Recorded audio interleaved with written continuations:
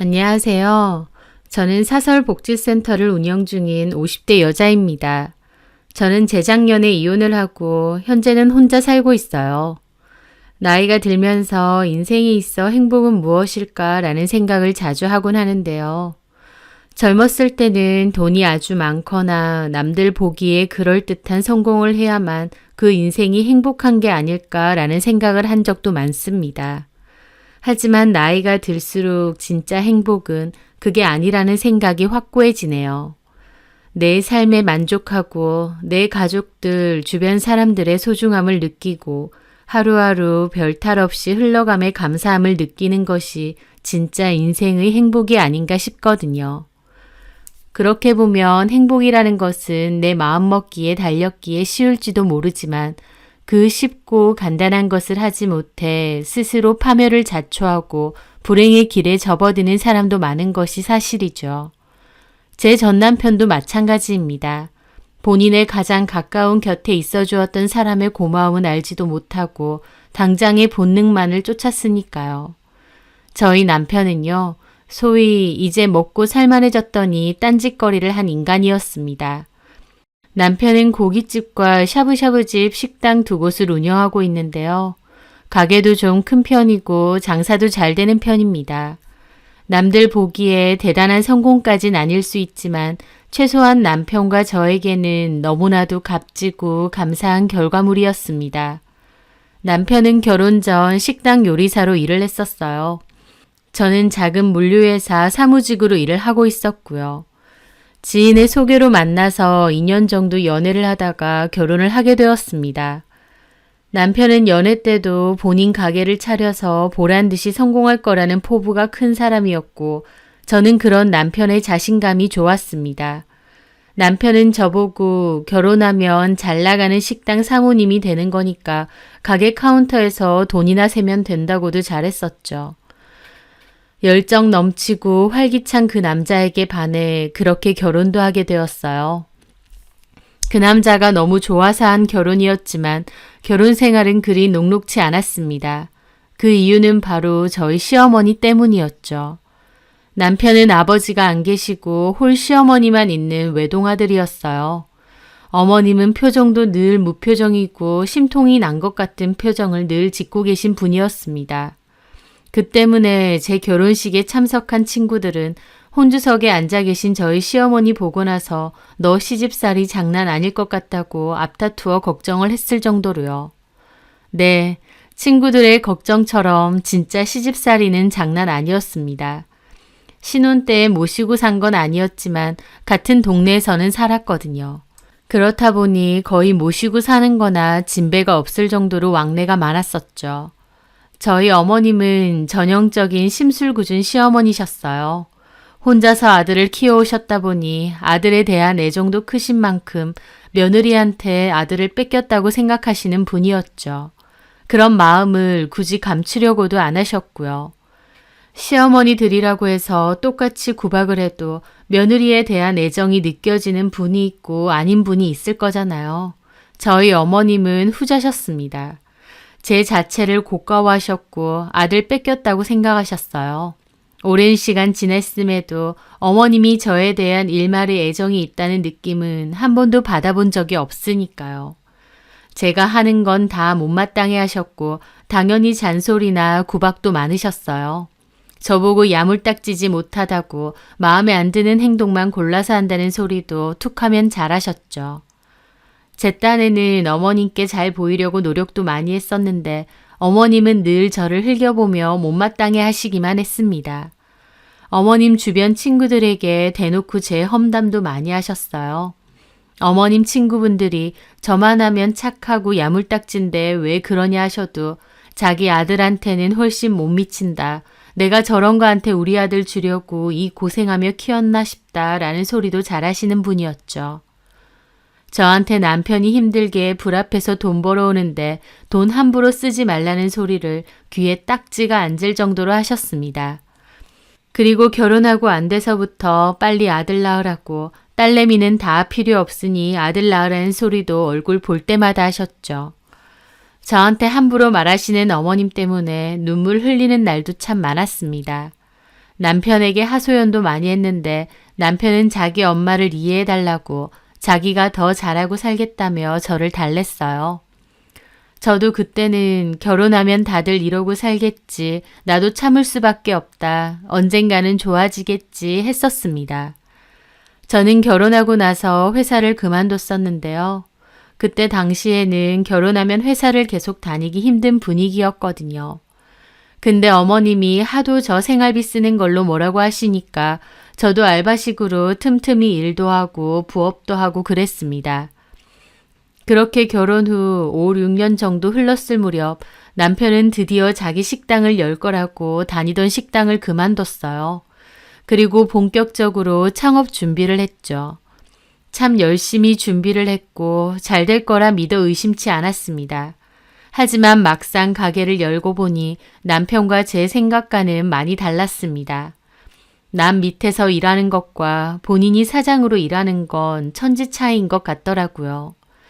자신만만했던 것과 달리 남편의 가게는 생각보다 잘 되지 않았고 손님도 갈수록 줄어들었습니다. 그렇게 1년 반 정도 버티다가 결국 문 닫았습니다. 계속 운영하는 게 오히려 적자인 상태였으니까요. 남편은 가게를 접고 또 모아놓은 돈도 거의 날린 상태이다 보니 방황을 많이 했어요. 술도 많이 마셨고요. 하지만 저는 방황을 할 여유도 없었습니다. 당장 수입도 마땅치 않았고 아이도 키워야 했고 당장의 생활이 막막했으니까요. 제가 할 일이 너무 많았습니다. 그맘때 저는 단기로 하던 아르바이트를 그만두고 복지센터에서 일하는 지인의 소개로 복지센터에서 잡무를 하는 일을 했었어요. 남편은 가게를 접고 2년 가까이 집에만 있었기에 수입이 없었고 제가 생계를 책임져야 했습니다. 하지만 제 월급도 그렇게 많지 않다 보니 엄청 빠듯하기도 했죠. 남편이나 어머님도 저보고 그 직장은 월급이 너무 작으니 그런 거 말고 식당 같은 데서 차라리 일하라고도 하셨어요. 하지만 저는 일을 하다 보니 사회복지 관련 업무가 제 적성에 맞더라고요. 공부도 더 해보고 싶었고요. 그렇게 저는 틈틈이 사회복지사 준비도 하고 있었기에 어머님의 만류에도 계속 일을 했었죠. 그리고 남편에게도 계속 놀 수 없으니 다른 식당이라도 다시 취업을 하라 했는데 남편은 취업이 아닌 재창업을 선택했습니다. 이번엔 잘할 수 있다고 실패를 발판 삼아 일어나겠다며 다시 한번 식당을 해보겠다 했습니다. 다시 해보려는 마음은 알겠지만 문제는 돈이 없다는 거였죠. 그래서 결국 어머님에게도 말했습니다. 어머님도 여유 자금이 있었던 건 아니었기에 결국 어머님 집을 팔기로 했어요. 그 돈으로 사업 미천을 대기로 하고요. 그럼 어머님은 어디에 사셨냐고요? 당연히 저희 집에서 모시고 살게 되었습니다. 처음 남편이 그렇게 말했을 때 저는 당연히 싫었어요. 신혼 초부터 계속 어머님에게 스트레스를 받았는데 같이 살기까지 하면 너무 힘들 것 같았죠. 하지만 남편이 딱 3년만 같이 살자고 자기가 돈 벌어서 엄마 집 다시 구해줄 거라고 약속했습니다. 저는 남편의 사업이 성공할지 안 할지는 몰라도 딱 3년만 같이 사는 걸로 합의를 하고 결국 합가를 했어요. 그 3년이란 시간 지금 생각해도 참 힘들었습니다. 저는 직장 생활하면서 집안일에 애 보고 어머님 수발까지 들어야 했어요. 진짜 너무 피곤해서 매일같이 거의 기절하듯 잠든 것 같네요. 어머님은 남편 사업 망했다고 남편이고 시어머니고 우습게 볼 생각 말라는 소리도 곧잘 하셨죠. 제가 그렇게 한 적도 없는데 괜히 나서서 뭐라고 하시면서 큰 소리를 내셨습니다. 그뿐인가요? 음식으로도 엄청 까탈스럽게 구셨어요. 반찬이 없으면 시어머니한테 이런 음식이나 준다고 뭐라고 하시고 반찬이 너무 많으면 돈 함부로 쓴다고 뭐라고 하시고 집안일에도 소홀하면 돈 몇 푼 벌 거라고 집안일은 나 몰라라 하냐 뭐라 하시고 저희 아이가 말을 잘 들으면 지네 아빠 닮아서 똑똑하고 야무지다 그러시고 마음에 안 드는 행동하면 엄마인 제가 똑바로 안 가르쳐서 그런 거라고 화를 내셨죠. 집에 왼종일 계시면서도 집안일 한번 도와주시는 법이 없고 하다못해 빨래 한번 개주시는 법이 없었습니다. 며느리 있는데 자기가 그걸 왜 해야 되느냐 하시는 거죠. 저는 원래도 화를 거의 안 내고 좋은 게 좋은 거다 하는 성격인데 그런 저도 어머님과 같이 사는 동안에는 극도의 스트레스를 받았습니다. 그맘때는 먹어도 살이 안 찌더라고요. 그래도 그나마 다행인 일은 남편의 가게가 잘 된 것이었습니다. 남편은 첫 가게를 말아먹었기에 두 번째는 많은 고민과 노력 끝에 가게를 열었어요. 그렇게 고깃집을 열었는데 장사가 꽤 잘 됐습니다. 상권도 괜찮았고 좋은 고기를 엄선해서 들여오다 보니 입소문이 나서 손님들이 많이 찾아오셨죠. 저는 남편의 수고가 보상을 받는 것 같아서도 기뻤지만 나중에 3년 뒤 어머님 집을 마련해 드릴 수 있을 것 같아 다행이기도 했습니다. 그렇게 3년이 지났어요. 그런데 남편은 처음 약속과 달리 어떻게 당장 엄마한테 나가라고 하겠느냐며 차일피일 어머님과의 분가를 미루더라고요. 그래서 그 뒤로도 어영부영 2년 가까이 더 살다가 어머님과 분가를 하게 되었습니다. 3년이라고 했지만 실제로는 5년 가까이 살게 된 것이었죠. 나가는 과정도 녹록치 않았습니다. 어머님은 돈 필요할 땐 같이 살자 해놓고 이제 와서 나가라 한다고 아들이 아닌 저한테만 뭐라고 하셨어요. 사실 그래봤자 옆 동네였고 거리도 그렇게 멀지도 않았는데요. 저도 그전에는 마냥 어머님이 뭐라고 하셔도 참고 속으로만 삭혔지만 점차 나이가 들어가면서 마냥 참지만은 않았습니다. 내가 뭐가 아쉬워서 저 구박을 평생 참고 살아야 되나 싶기도 했고 제가 그냥 해해실실 좋게 넘어가니까 어머님이 저를 더 만만하게 보시는 것도 있는 것 같았거든요. 어머님도 연세가 들면 좀 숙여지는 게 있어야 될 텐데 오히려 더 심해지셨고 저도 그전보다는 할 말하고 대들기도 했습니다. 그럼에도 어머님 때문에 받는 스트레스는 여전히 컸고 어머님 때문에 이혼해버릴까 생각도 수십 번도 더 했던 것 같아요. 하지만 아들도 있고 남편도 이제야 자리 잡아서 조금씩 살만해지는데 무슨 이혼이냐 하며 넘어가고 덮어가고 그랬네요. 어머님만 빼고 보면 결혼 생활이 그렇게 나쁘지만은 않았다고도 생각했습니다. 크고 작은 문제들이야 많았지만 그래도 아들도 큰 말썽 없이 착하고 공부 열심히 했고 남편 하는 일도 잘 되었고요. 또 어머님 일 아니면 남편과 제가 싸울 일도 거의 없이 잘 지냈고요. 게다가 저도 그맘때 제 센터를 오픈해서 한창 제 일로도 바빴습니다. 열심히 일하는 남편도 고맙고 아들도 기특하고 내 일도 꾸준히 하고 있고 남들 보기에도 잘 사는 것처럼 보였을 테고 저도 나름 만족하고 살았습니다. 그런데 그 결혼 생활이 뿌리채 흔들리는 일이 생기게 되었어요. 어느 날 우연히 알게 되었거든요. 남편에게 다른 여자가 있다는 것을요. 흔히들 살만하니 딴짓 하냐고도 하는데 저희 남편도 딱 그 짝이었어요. 조심성 없는 성격의 남편은 폰을 화장실에 잘 두고 다녔습니다. 폰에 비밀번호 같은 잠금도 잘 안 해뒀죠. 번거롭고 귀찮다고요. 하루는 제가 평소처럼 씻으러 들어갔는데 화장실에서 남편의 폰을 보게 되었어요. 자주 있던 일이었고 나중에 갖다 줘야겠다 생각하며 폰을 집어들었는데 화면이 켜졌습니다. 그 화면은 카톡 대화창이었어요. 그런데 마지막 대화에 하트 표시가 눈에 띄인 거죠. 순간 하트를 누구랑 한 걸까 생각하며 그 대화를 눌러보게 되었고 저는 경악을 금치 못했습니다. 남편은 내연녀로 보이는 한 여자와 아주 오랜 시간 사랑의 대화를 나눴더군요. 너무 충격이었는데 그 여자를 보고 또 충격을 받았습니다. 저도 아는 사람이었거든요. 바로 남편의 고등학교 동창이었습니다. 저도 전에 부부 동반일 때 남편 동창 모임에 한번 참석한 적이 있었어요. 그래서 그 여자의 이름과 얼굴 정도는 압니다. 인사도 대강 했었고요. 그땐 그냥 많은 동창생 중 한 명이라 생각했고 대수롭지 않게 가볍게 인사하고 넘어갔어요. 그런데 그 여자와 남편이 바람을 피우고 있을지는 상상도 못했습니다. 그 여자도 그때 자기 남편을 데려왔던 걸로 기억하는데 말이죠. 대화를 보니 서로 보고 싶다, 자기야 아주 가관이었죠.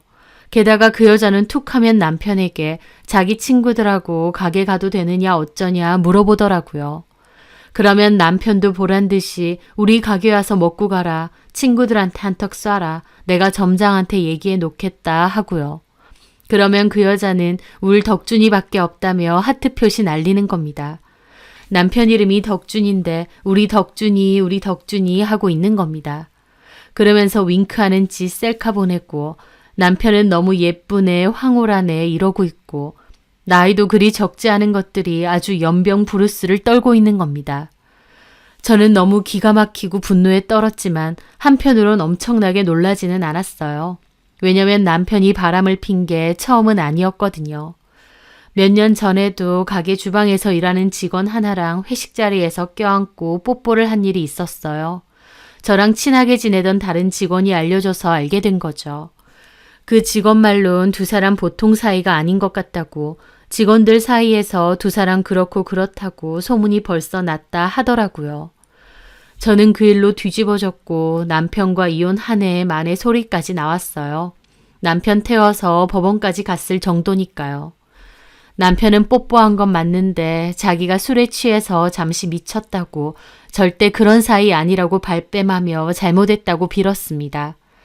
그 말을 믿은 건 아니지만 어쨌든 건너들은 소문이었고 증거는 없는 상태였어요. 너무 속상하고 분통은 터졌지만 그렇다고 이혼 생각까진 없었습니다. 어찌됐든 제가 직접 본 건 아니기도 하고 또 이혼하기엔 저도 걸리는 게 너무 많았거든요. 그래서 딱 한 번은 넘어가기로 했습니다. 대신 각서는 쓰라고 했죠. 한 번만 더 다른 여자와 그런 일이 있을 경우 가게 하나는 나한테 넘긴다고요. 그런 각서들이 법적인 효력이 없다는 건 잘 알지만 어쨌든 분통이 터져 그런 거라도 해놔야겠더라고요. 그렇게 각서까지 쓰고 한바탕 난리를 친 적이 있었고 남편도 시겁했다고 생각했습니다. 근데 아니었어요. 집어릇게 못 주는 건지 이제는 동창하고 바람이 난 거였습니다. 아예 안 피는 놈은 있어도 한 번만 피는 놈은 없다더니 이거 완전 병이구나 싶더라고요. 바람을 피우려면 최소한 조심이나 하던지 핸드폰은 아무데나 놔두고 내가 한번 봐줬다고 사람을 물러보나 싶기까지 한 겁니다. 대화를 올려서 날짜를 보니 둘이서 놀아난 지 최소 6개월 이상인 것 같더군요. 처음에는 그래도 이혼까지는 하지 말자였는데 이번에는 참고 싶지 않았습니다. 그때는 애도 좀 어렸고 이혼녀 꼬리 달고 싶지 않은 마음이 컸었는데요. 그 여자랑 자기야 여보야 하고 있는 꼴을 보고 있으니 정도 다 떨어지고 마음이 확 식는 겁니다. 그리고 그냥 이 인간이랑 갈라서야겠다 결심이 서더라고요. 아마도 처음 한번 용서해줬을 때 그 이후로 제 마음고생이 너무 심했기 때문인 것 같습니다. 저는 남편이 또 바람을 피지 않을까, 왜 남편이 다른 여자랑 놀아났을까 너무 힘들고 괴로웠는데 정작 남편은 아무 일 없었다는 듯 잘 지냈거든요. 나중에는 언제까지 같은 소리 할 거냐고 도리어 큰 소리도 쳤고요. 그때 제 마음고생을 알았기에 두 번의 용서는 없다는 생각을 확고하게 가졌던 것 같습니다. 그렇게 남편 몰래 변호사 사무실에 가서 상담도 받았어요. 두 인간들 주고받은 대화 내용과 함께 과거에 받았던 각서도 같이 증거로 내기로 했습니다. 상습적인 바람이라고요. 그렇게 남편에게도 위자료 소송하고 그 상간녀에게도 소송하기로 했어요. 남편 폰에서 그 여자의 전화번호를 알았기에 소송을 거는 것은 어렵지 않았습니다. 그 여자에게 소장을 발송하기 전에 전화를 걸었습니다. 그냥 한 번은 그 여자에게 전화를 걸어서 말하고 싶더라고요. 그 여자는 누구냐 그러길래 제가 그랬죠. 나 이덕준 아내다. 전에 동창 모임에서 본 거 기억나느냐. 네가 내 남편이랑 바람피는 거 안다. 상간소송 들어갈 거다 라고 했습니다. 그 여자도 놀라서 질겁하면서 그런 사이 아니라고 오해가 있다고 잡아떼더라고요. 증거 다 있다고 너도 가정이 있으면서 동창이랑 그러고 싶느냐 그랬습니다. 그 여자는 잘못했다고 일단 만나서 얘기하자 그러는데 만날 필요는 없고 출석날 법원 오라고 그러면 만날 수 있다고 그러고 끊었죠. 그 여자에게 말하니 단박에 남편까지 알았습니다. 남편도 허겁지겁 저한테 변명을 늘어놓더군요. 그 여자랑 똑같이 처음에는 아니라고 우기다가 제가 증거 다 있다고 하니 그제야 잘못했다며 빌더라고요. 저는 전에 걸렸을 때도 이렇게 빌지 않았냐고 두 번의 용서는 없다고 못 박았죠. 그랬더니 아들을 생각하라고 그러는 겁니다. 아들 생각하는 인간이 지는 뒤에서 추접스러운 짓 하고 다니나요? 가증스러워서 싸대기를 날리고 싶었죠. 하지만 솔직히 저도 아들 때문에 좀 걸렸던 게 있었습니다. 마음 같아선 바로 이혼 소송 들어가고 싶긴 했지만 그때가 하필 아들 대학 입시 막바지였거든요. 시험 앞두고 한창 공부 중이었는데 안 좋은 영향을 끼칠 수 있겠다 싶더라고요. 그게 가장 걸렸습니다. 그래서 일단 이혼 소송은 잠시 보류를 했어요. 남편에게도 말했죠. 용서하는 건 없다. 무조건 이혼할 거다. 다만 아들 대학 결과 발표 나오고 이혼하겠다고요. 대신 이혼 소송과 별개로 그 여자를 상대로 하는 상간 소송은 똑같이 진행할 거라 했습니다. 남편도 일단 시간은 벌었다 생각했는지 알겠다며 당신이 원하는 대로 다 해줄 테니 시간을 좀 갖자고 했어요. 남편은 그러면서 어머님한테도 말하지 말라고 부탁했습니다. 자기가 다 말한다고요. 어머님 연세도 있는데 충격받으신다며 걱정하는 척하는데 웃기지도 않더라고요. 그렇게 자기 엄마 걱정하는 인간이 그러고 다녔나 싶고요. 어쨌든 저도 아들을 생각해서 이혼 소송은 일단 보류했습니다. 그리고 각방을 썼어요. 아들은 어차피 학교며 학원이며 독서실이며 눈코 뜰 새 없이 바쁜 시기여서 거의 집에 없기도 했다 보니 남편과 저도 그냥 각방 쓰고 각자 살았습니다. 남편은 그 사이에 제 마음을 돌려놓으려고 노력하는 듯도 했으나 어린 반푼어치도 없었죠. 저는 아들 대학 발표만 나면 바로 이혼할 거라고 벼르고 있었으니까요. 그런데 문제는 남편과는 이미 이혼한 거나 다름없는 남남의 사이니까 시간만 죽이며 살면 되는데 아무것도 모르는 저희 어머님은 저한테 계속 이것저것 요구를 하시면서 며느리를 부려먹으려 하시는 겁니다. 어머님은 원래도 저한테 전화를 잘하셨어요. 전화하면 관절약 사줘라, 병원 데리고 가라, 반찬해서 와라 잘 그러셨죠. 아들은 일한다고 바쁘다며 절대 전화 안 하시고 저한테만 늘 전화를 하셨습니다. 솔직히 남편과 같이 살 때야 시어머니니까 좋은 마음으로 챙겨드렸죠. 근데 이미 이혼하기로 하고 끝난 사이잖아요. 그렇다고 어머님이 결혼 생활 동안 저에게 좋은 분이셨던 것도 아닌데 그 마당에 제가 더 이상 뭔가를 해드리거나 챙겨드리고 싶지 않더군요. 남편은 자기가 어머님한테 말한다고 말하지 말라 부탁을 했으니 저도 이혼할 거라고 말씀은 안 드렸습니다. 하지만 그렇다고 해달라는 거 다 해드리고 싶지도 않아서 이런저런 핑계를 대며 연락을 피했죠. 그랬더니 어머님이 아예 저희 사무실로 찾아오신 거예요. 잔뜩 노여운 얼굴로 찾아오셔서 사무실에서 소리 지르며 저한테 삿대질하고 뭐라 하시더라고요. 자기가 이제 우스워 보이냐고, 어디 시어머니 전화를 개무시하고 피하를 하느냐고요. 남들 보든지 말든지 까랑까랑 소리 지르시며 따지시는 겁니다. 사무실엔 직원도 2명이나 있는데 직원들도 놀라하고 저도 민망하고 일단 적당히 달래서 밖으로 모시고 나갔습니다. 이렇게 직장에 찾아오시면 어떡하느냐, 직원들 보는 앞에서 그러시면 어떡하느냐 따지니 도리어 네가 먼저 시어머니를 개무시하지 않았냐 따지시더군요.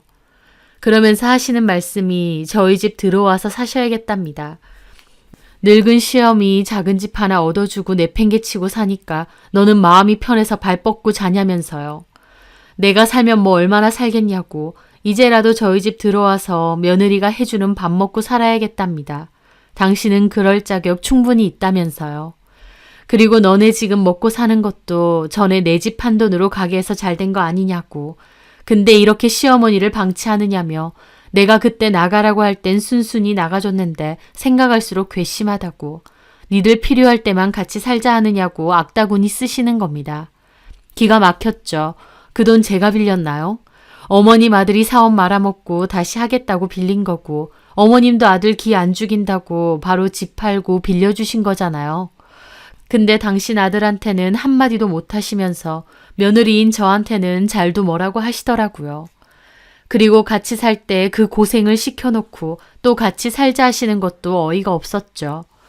솔직히 생각 같아선 당장이라도 어머님 아들 바람 폈고 우리 이혼한다. 그러니 더 이상 나한테 와서 더 이상 이러시지 마시라 말하고 싶은 생각이 목구멍까지 차올랐습니다.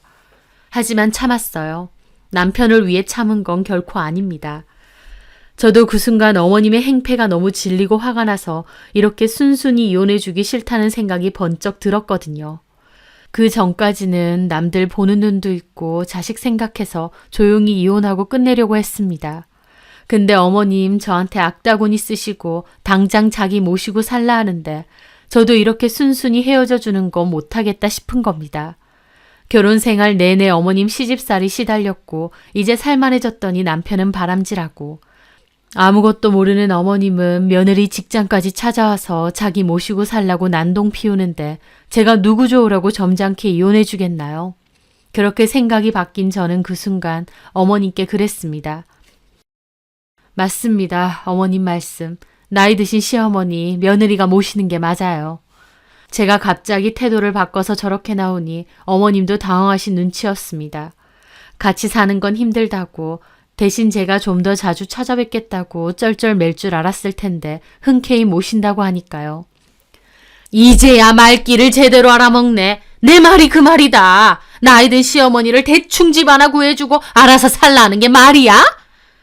네, 맞아요. 네, 맞아요. 어머님도 며느리하고 같이 사실 때 된 것 같아요. 제 말에 어머님은 한풀 꺾인 표정으로 궁시렁거리시더라고요. 평생 어버버 하더니 나이 드니까 이제야 말귀를 똑바로 알아듣네. 그래서 제가 그랬죠. 지금 댁으로 모셔드릴 테니까 필요하신 짐부터 싸놓으세요. 내일이라도 당장 모시러 갈 테니까. 큰 짐들이야 차차 정리하면 되고요. 지금 가서 짐 싸라고? 네. 어머님은 좀 어리둥절하고 의심스러운 표정으로 저를 보시더라고요. 네가 이제야 철이 드나 보다. 꼭 이렇게 찾아와서 한바탕 해야 말귀를 알아먹지? 저는 그냥 빙긋 웃었습니다. 어머님은 그제야 자리를 일어섰고 저는 어머님을 댁까지 데려다 드렸어요. 그리고 내일 일 끝내고 6시쯤에 다시 온다고 말씀드렸죠. 그렇게 다음 날 저는 시간에 맞춰 어머님 댁으로 갔습니다. 어머님은 짐가방에 본인 필요하신 물건들을 대강 싸놓으셨더라고요. 저는 그 짐 챙겨서 제 차에 넣고 어머님도 태웠습니다. 그리고 가기 전에 남편에게 문자 한 통을 보내고 출발을 했어요.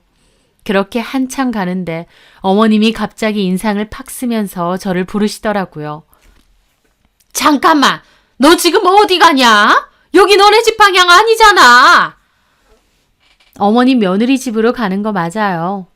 뭔 소리 하는 거야? 너네 나 몰래 이사라도 했냐? 가보시면 압니다.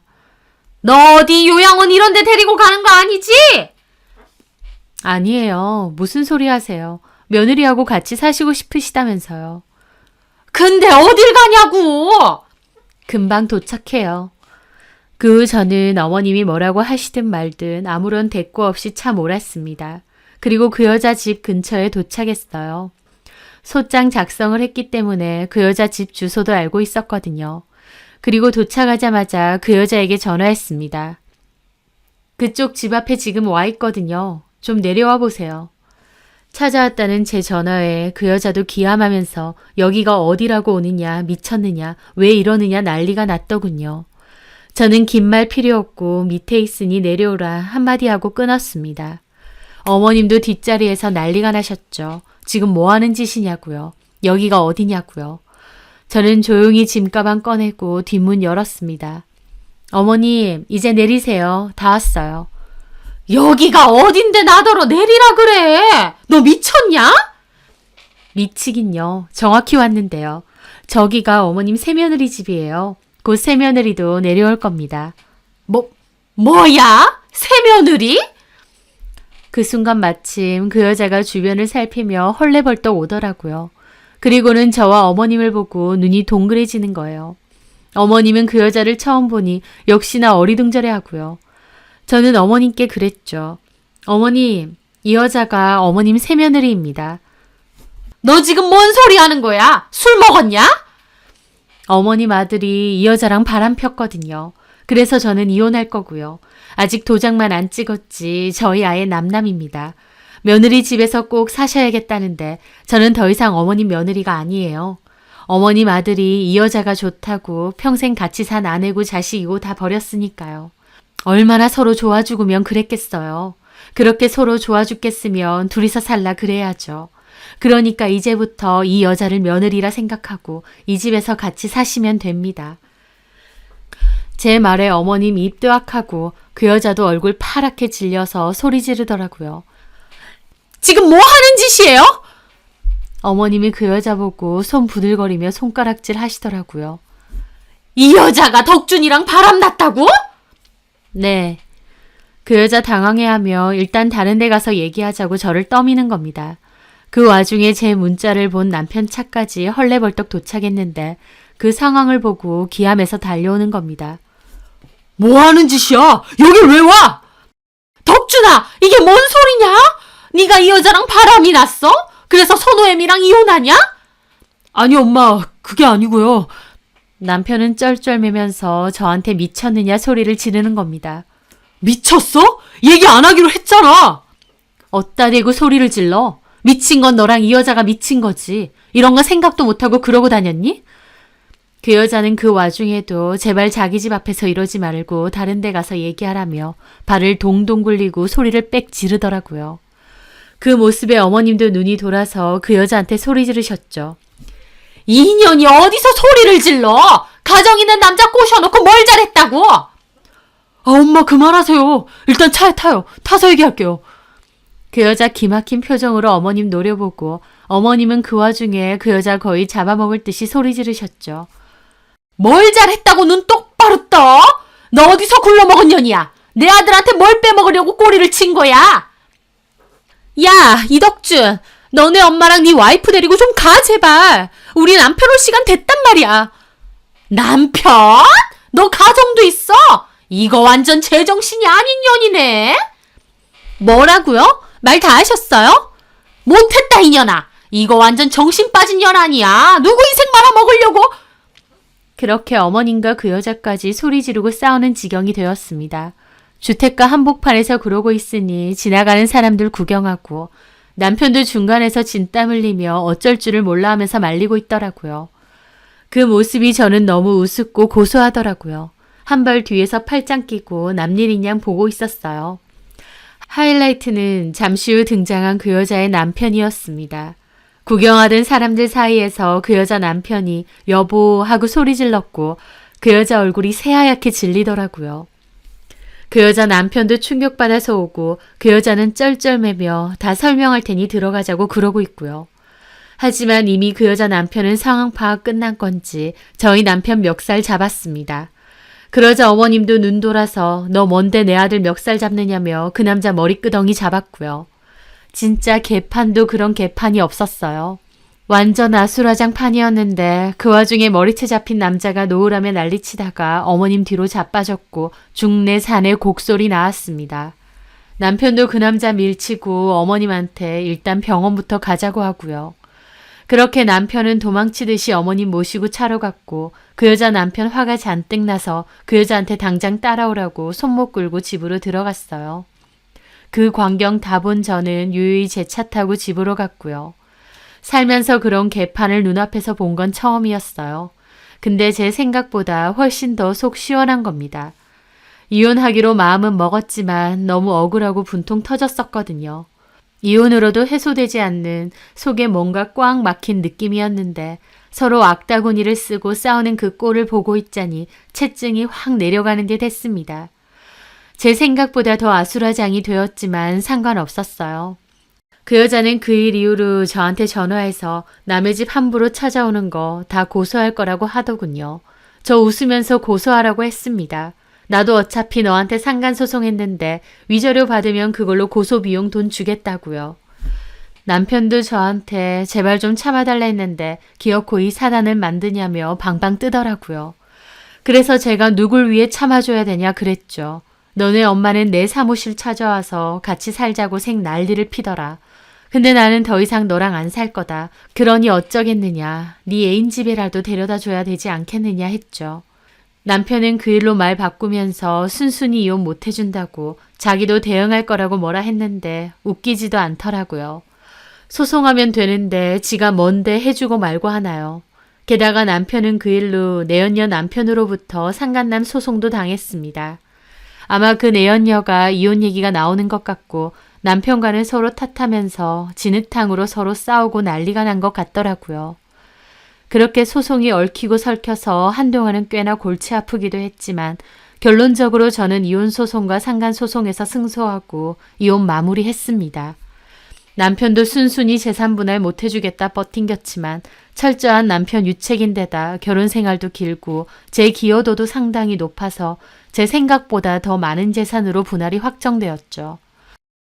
어머님도 저한테 전화해서 그 나이에 이혼하면 뭐 하느냐, 난 부끄럽지도 않느냐 하시던데 부끄러운 건 가정 있는 여자랑 바람핀 어머님 아들이 부끄러운 거지 나는 피해자라고 단호하게 말했습니다.